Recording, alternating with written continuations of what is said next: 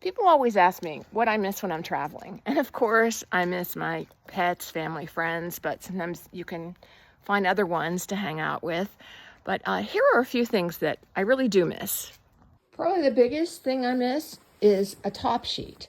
All throughout the world, you have duvets. So you have these sheets and you have a whatever comforter in the middle here. And yes, it's probably a lot more hygienic than having the sheet and the blanket, but think about how hot it is.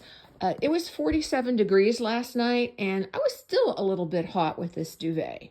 What you can do if it's really hot is you just simply unbutton this or unzip it, and you take the comforter out, and then you just put the sheet on top of you. So that can work. If you're staying in an Airbnb, you probably won't have a dryer, and that can be annoying because in Scotland it took me 2 days to dry my clothes on a drying rack sometimes, the heavier clothes. But if you're lucky enough to have a yard, you may have one of these poles that just slides up and comes out, and if it's sunny, your clothes can dry in just a couple of hours. More places now have dishwashers, but don't be surprised if you have to wash your dishes by hand. I would really be missing air conditioning if I hadn't been traveling in Scotland and other cooler places. But one thing I do miss are screens.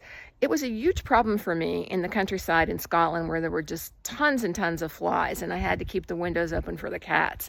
Here on the border of Wales and England, it hasn't been too bad. One note about air conditioning is just don't assume that you're going to have it, even in a hotel, and definitely not in an Airbnb. You need to check that very carefully. I really don't miss American foods because you can find them easily or find similar things or better things, but I could not find plain Cheerios anywhere across Europe or Asia.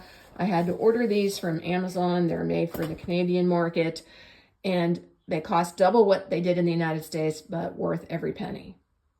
Those are all super trivial things. Probably the thing I miss most about America, and particularly the South, is friendliness towards complete strangers.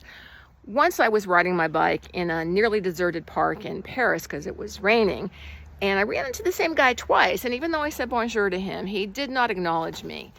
Whereas several days earlier, I was riding my bike along the Seine, and a guy who was with his girlfriend was riding down the trail. I was trying to take a selfie, and he stopped and said, "Hey, do you want me to take your picture?" So yes, people have been really nice to me all across the world. Scots in particular are quite friendly, but I don't think anywhere is as friendly as my hometown in North Carolina.